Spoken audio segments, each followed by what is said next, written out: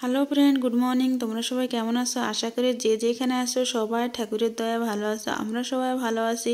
সকাল সকাল সব কাজ বাজ সেরে স্নান করে চলে আসছি ঠাকুর ঘরে এসে যেটুক সময় কাটাই না সেই সময়টা জীবনের সবচেয়ে দামি সময়, কিন্তু বেশি সময় কাটানোর সময় হয়ে ওঠে না। সংসারে কাজ বাজ সেরে যেটুকটা সময় আর কি দিই সেটাই দামি। আর ঠাকুর কোনো সময় বলে না আমার জন্য আসো, আমরা আসি কিন্তু আমাদের নিজেদের কারণে, নিজেদের স্বার্থের জন্য আসি। আর ঠাকুর ঘর থেকে বেরোনোর পর না অদ্ভুত একটা শান্তি মনে হয়। কিন্তু সকালবেলা আমার শাশুড়ি পূজা দেওয়া হয়ে গেছে, তারপরেও আমি এসেছি, কেননা আমি একটু ঠাকুরের দীপ জ্বেলে ফুল না দেওয়া পর্যন্ত না আমার ভালো লাগে না। আর বেরোনোর পরে যে শান্তিটা মনে হয় সে থেকে সবচেয়ে মূল্যবান সময়ে মানে এই শান্তিটা কোনো কাজ করে পাওয়া যায় না, মন্দিরে গেলে একমাত্র, আর ঘরে পুজো দেওয়ার পরে। আর ওই করে তুলসী তলায় একটু দীপ দিয়ে জল দিয়ে চলে আসছি আমি রান্নাঘরে। এইবার চলে আসছি আমার ছেলেদের টিফিন করতে। আজকে টিফিনটা একটু অন্যরকম করব। আমাদের মানে আমার ছেলেদের জন্য একটু আজকে ব্রেড করব। আজকে ওদের স্কুল ছুটি বললেও ভুল হবে, ওরা আজকে স্কুলে যায় নাই। ওদের স্কুলে কি প্রোগ্রাম রয়েছে, মানে বাচ্চাদের মিশে মানে কি একটা দেখাবে মনে হয়, সায়েন্স এক্সিবিশনও না, কীরকম একটা অন্যরকম একটা তা ওরা ওতে আর পার্টিসিপেট করে নাই। তাই ওরা আর যায় না, দু ভাই ঘরে রয়েছে, তার জন্য আমার সকালে টিফিন করা হয়। নাহলে তো সকালে ঘুম থেকে উঠে আগে বাসি ঘরটা ঝাড়ু লাগায় আগে ওদের দুই ভাই টিফিন করে দিতে, যেহেতু ওরা স্কুলে যায়।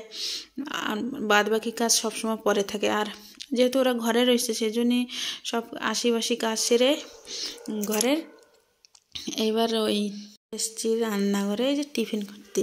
টিফিনটা হয়ে গেছে, এখন গুছায় নিচে এই যে ব্রেডের করছি। ও বড়োটার দেবো বড়ো থালে, ছোটোটার দেবো ছোটো প্লেট থালে না। আর আমার জন্য নিয়ে নিছি, আর আমি চা করে নিছি। চা খেয়ে সব মানে করে রান্নাও হয়ে গেছে আমার। বড়ো কাজটা হয়েছে রান্না করা হয়ে গেছে।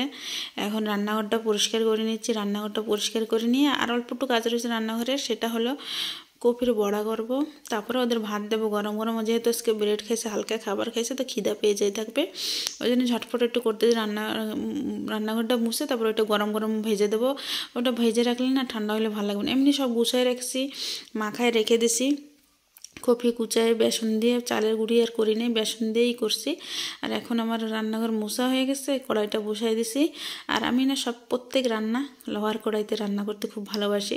তোমাদের কার কার ভালো লাগে লোহার কড়াইতে রান্না করো, কারা আমার একটু কমেন্টে জানাও।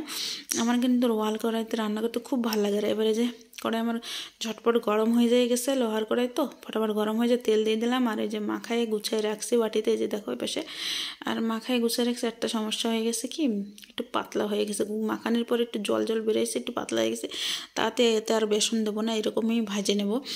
বেসন দিলে বেশি মোটা হয়ে গেলে না আমার আবার খেতে ভালো লাগে না। এই যে দিয়ে দিলাম কড়াইতে, এই ভাজা হয়ে যাবে। তারপরে ওদের ভাত গুছিয়ে দেবো, ভাত খেয়ে নেবে। তারপরে ওদের আবার টিউশন পড়াইতে চলে আসবে 3টার সময়, ওই জন্য আর তাড়াতাড়ি করে দিয়ে দিচ্ছি। আর খিদাও পেয়ে গেছে, ওই জন্যে ওরা সব বাইরে রয়েছে, লাইনে রয়েছে। দেখাচ্ছি তোমাদের, এটা সেরে নিয়ে আমি দেখাচ্ছি। বাইরে দু ভাই দাঁড়ায় রয়েছে। আর এই যে বড়াটা আমার কড়াইতে বসা দিচ্ছে। আর এই দেখো জল একটু হয়ে গেছে, কিছু করার নেই। বেসন দিলে হয়ে যেত, কিন্তু বেসন দিলে পরে বেশি মোটা হয়ে যাবে না, ওই জন্য দিলাম না। এই যে বাইরে দু ভাই রয়েছে, গুড় করতেছে।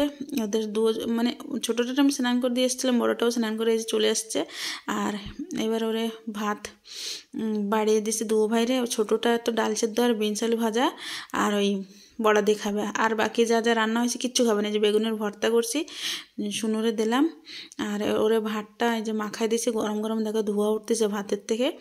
ভাতটা মাখাই দিছি, এখন ওরে মাখাই দেবো, ও যাবে খেতে। আর রান্নাঘরে গ্যাসটা শুধু উপরে মুছছে, নিচে বাকি রয়েছে মুছতে, যেহেতু পাড়া হবে কাদা হয়ে যাবে, ওই জন্য নিচেটা আর এখানে মুছি নেই। এখন করে তারপরে ওদের দিয়ে দেবো, দিয়ে তারপরে আমি রান্নাঘরটা মুছবো, একটু চাল বাছবো, তারপরে আমাদের খাওয়া দাওয়া নিয়ে চলে যাব।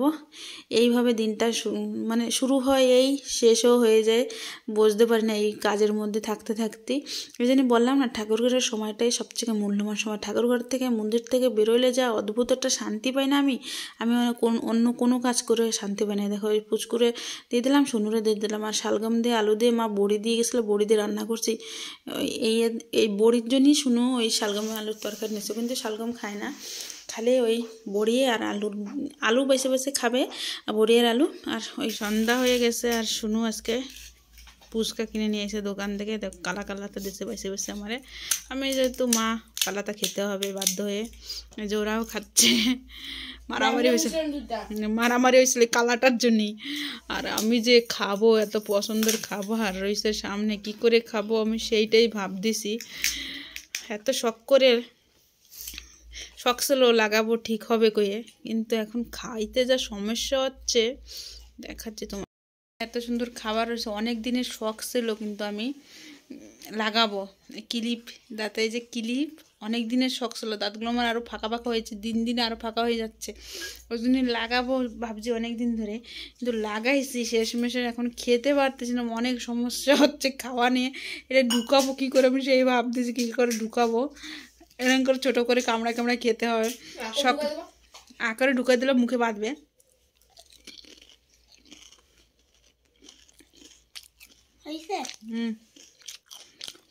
ওইটা ছোট ছোট দেখো,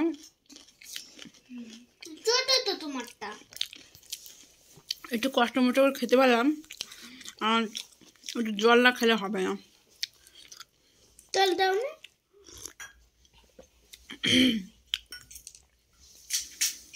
মানে শখ ছিল, তারপরে কি বলতো ফাঁকা হয়ে যাচ্ছে দাঁতগুলো। ওই জন্য লাগাইছি, লাগানোর পরে বুঝতেছি কি কষ্ট, খেতে পারতেছি না, দাঁত দিয়ে কামড়াইতে পারতেছি না কিচ্ছু না। দাঁড়াও, সাউন্ড টিভিতে সাউন্ড দেবে, খাতে বসে শিউতে সাউন্ড দেবে, তার জন্যে বলতে টিভিতে সাউন্ড দেবো। আমি টিভিতে সাউন্ড দিলে আবার কপিরাইট পড়বে কি না, ওই জন্যে ওই যে আবার সাউন্ড দিল। তা আজকে ভিডিওটা আমি না এইখানে এন্ড করতে, অনেক শখ করে লাগাইছিলাম কিন্তু খেতে পারতেছি। তোমাদের কার সাথে এরকম হয়েছিলাম একটু কমেন্টে জানাই। কিন্তু আজকে ভিডিওটা আমি এইখানে এন্ড করলাম। ভালো লাগে লাইক করো, চ্যানেল যারা নতুন সাবস্ক্রাইব করে সাপোর্ট করো। বাই।